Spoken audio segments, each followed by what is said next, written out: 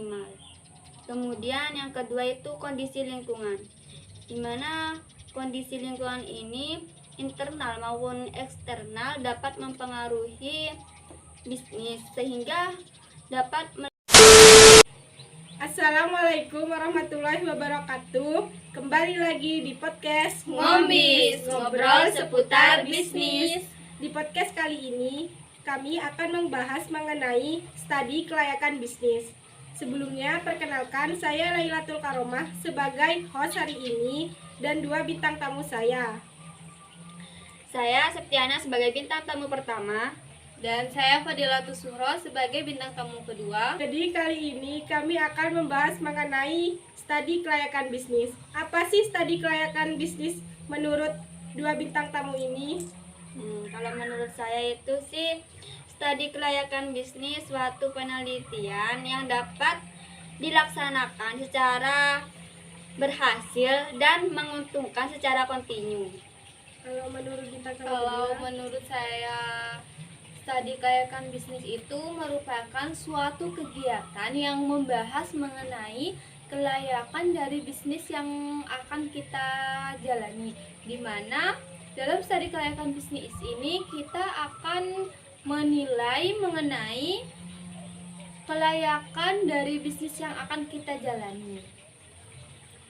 Oh, berarti kalau sebelum membuka sebuah usaha kita harus melihat kelayakan dari bisnis ini menguntungkan atau tidak bagi bisnis kita. Iya. Ya. Terus apa sih tujuan dari studi kelayakan bisnis ini? Tujuan dari studi kelayakan bisnis ini kita dapat mengambil resiko dengan mempertimbangkan sesuatu di mana kita dapat mengeluarkan modal yang besar kecuali itu pekerjaan atau bisnis yang pasti. Kalau tujuan dari kelayakan studi bisnis ini sendiri, yang pertama yaitu untuk mengukur peluang keberhasilan di masa yang akan mendatang. Yang kedua yaitu untuk memudahkan kita dalam merencanakan suatu bisnis yang akan kita jalani itu untuk kedepannya bagaimana, dan untuk memperkecil resiko kerugian. Karena Baik, untuk pertanyaan selanjutnya, apa sih manfaat dari studi kelayakan bisnis ini? Kalau menurut saya sih studi kelayakan bisnis ini yang pertama dapat memulai atau merintis usaha baru, dimulai dari nol dan kita dapat mempertimbangkan modal yang ada. Kemudian yang kedua, kita itu dapat mengembangkan usaha baru yang ada, di mana kita dapat membuka cabang lain atau di daerah mana kita sehingga kita itu dapat menghasilkan keuntungan. Itu aja. kalau menurut saya, manfaat dari kelayakan studi bisnis ini sendiri seperti yang sudah saya katakan di awal, yaitu untuk menilai peluang suatu usaha yang akan kita jalani di masa mendatang. Seperti yang tadi disebutkan oleh host, apakah usaha yang kita itu layak untuk dijalani ataukah tidak. Selain itu, manfaat yang kedua yaitu bisa membantu kita dalam pemasaran, karena apabila kita sudah menguji kelayakan suatu usaha kita, maka kita akan memiliki pemikiran selanjutnya bagaimana untuk pemasaran yang akan dilakukan, dan juga bisa memberi gambaran situasi bisnis yang akan kita hadapi.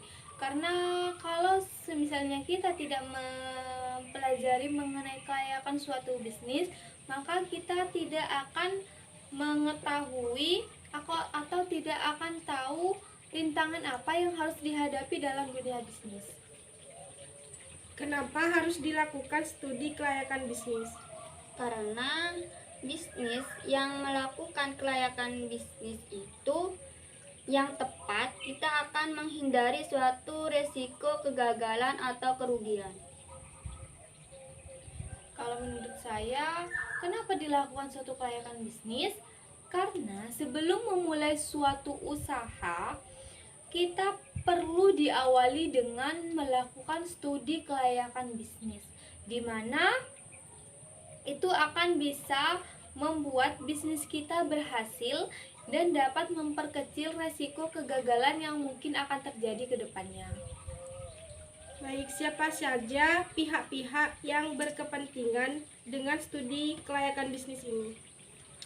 Kalau menurut saya, pihak-pihak yang bersangkutan, yang pertama itu pihak wirausahawan atau suatu orang yang memiliki bisnis itu sendiri. Kemudian yang kedua itu pihak investor atau pihak investor dan pemberdayaan dana, di mana dia dapat memberikan dana kepada orang lain untuk membuka suatu usaha. Kemudian yang terakhir itu masyarakat dan pemerintah.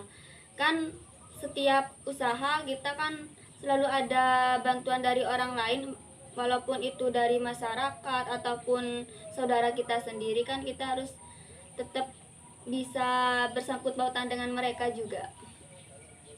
Mungkin bisa saya tambahkan lagi, pihak-pihak yang berkepentingan dengan studi kelayakan bisnis ini selanjutnya yaitu pihak kreditor. Pihak kreditor ini yang dimaksud yaitu pihak yang akan dipinjami modal. Pihak yang akan dipinjami modal itu contohnya seperti bank. Kan pastinya pihak bank ini sendiri kan harus mengetahui kelayakan dari bisnis yang akan kita jalani. Apakah bisnis tersebut layak untuk dipinjami modal atau tidak. Selanjutnya yaitu ada pihak manajemen. Pihak manajemen itu juga sangat berkepentingan dalam studi bisnis karena pihak manajemen juga memerlukan data dan alat penunjang dari proyek yang akan dibahas dalam bisnis tersebut. Baik, selanjutnya apa saja tahapan dalam memulai studi kelayakan bisnis? Kalau menurut saya sih ada 4. Yang pertama itu kita harus menemukan ide terlebih dahulu dalam memulai bisnis. Kemudian yang kedua kita harus memiliki tujuan dalam membuka suatu bisnis, yaitu kita harus menentukan visi dan misi kita dalam membuka bisnis. Yang ketiga itu kita harus melakukan analis. Analis itu seperti mengamati atau perkembangan yang ada di zaman sekarang dalam mengamati suatu usaha yang ada, di mana seseorang itu memiliki ketertarikan dalam membuka usahanya dan dapat menarik konsumen, di mana tidak ada seseorang dapat membuka usaha lain selain mereka. Kemudian yang keempat itu kita harus berani mengambil keputusan yang ada, di mana kita harus mempertimbangkan modal yang akan kita keluarkan sebelumnya. Kalau untuk tahapan selanjutnya yaitu penelitian, di mana setelah menemukan ide untuk bisnis yang akan kita lakukan, yaitu penelitian tentang bisnis tersebut perlu diteliti bagaimana untuk kedepannya, apakah bisnis yang akan kita jalani itu akan maju atau akan berkembang, dan bisa dari penelitian itu kita akan mengetahui bagaimana cara bisnis yang akan kita jalani itu berjalan, apakah akan muncul hambatan atau kerugian yang lainnya. Dan yang terakhir itu ada evaluasi, di mana setelah menemukan hambatan yang mungkin terjadi, maka kita harus mengevaluasi hambatan tersebut.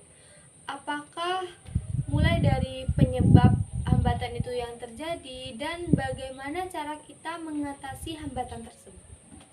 Faktor-faktor apa yang mempengaruhi intensitas studi kelayakan bisnis? Yang pertama itu faktor besarnya modal yang diinvestasikan. Kemudian yang kedua itu tidak adanya kepastian terhadap proyek. Dan yang terakhir itu kompleksitas elemen yang dapat mempengaruhi investasi bisnisnya.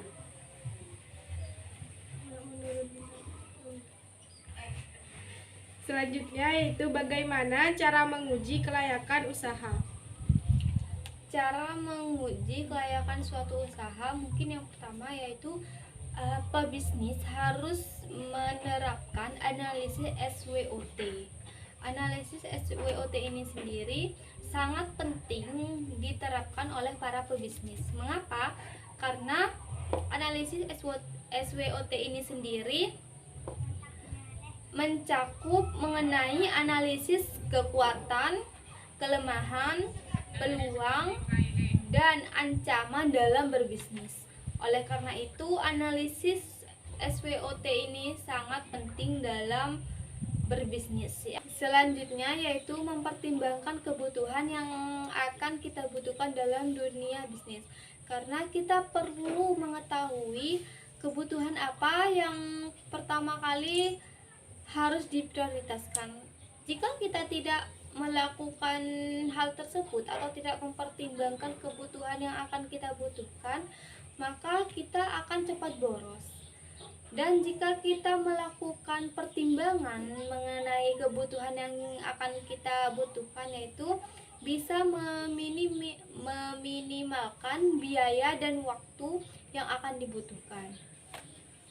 Selanjutnya kita harus mempertimbangkan pilihan, di mana kita perlu melakukan hal itu karena kita dapat memilih suatu bisnis di mana itu dapat kepastian sehingga kita dapat menguntungkan yang kita dapatkan atau yang kita harapkan. Yang selanjutnya kita harus melakukan kompetisi antar perusahaan lain sehingga dapat mengembangkan suatu usaha kita sendiri, di mana kita itu tidak akan mendapatkan kerugian sehingga kita akan mendapatkan keuntungan. Dan kita harus memunculkan ide kreatif yang sebelumnya tidak ada produk yang dihasilkan oleh perusahaan lain ya. Selanjutnya, apa penyebab kegagalan usaha walaupun sudah dilakukan studi kelayakan? Mungkin penyebab yang pertama yaitu data dan informasi tidak lengkap. Karena dalam memulai suatu usaha, kita itu harus mengumpulkan data dan informasi yang lengkap dan akurat supaya untuk kedepannya itu informasi dan data yang kita dapatkan itu terpercaya dan bisa diandalkan. Selanjutnya yaitu perhitungan yang salah. Karena dalam melakukan suatu bisnis, perhitungan itu sangat penting.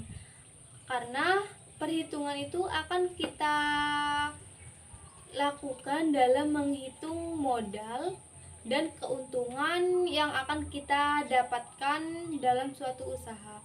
Pastinya apabila kita salah dalam menghitung keuntungan dan modal, maka kita akan mengalami kerugian dalam suatu usaha.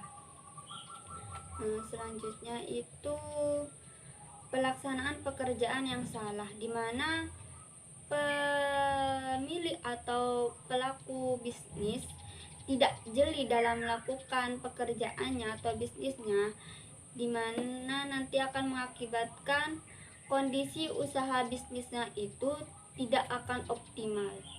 Kemudian yang kedua itu kondisi lingkungan, di mana kondisi lingkungan ini internal maupun eksternal dapat mempengaruhi bisnis sehingga dapat melakukan suatu usaha yang gagal sehingga merosotnya keuangan. Dan yang terakhir itu faktor kesengajaan dalam melakukan kesalahan, di mana melakukan kesalahan ini dapat suatu kerugian yang amat besar sehingga melakukan kesalahan yang fatal ini dapat mempengaruhi bisnisnya itu sendiri.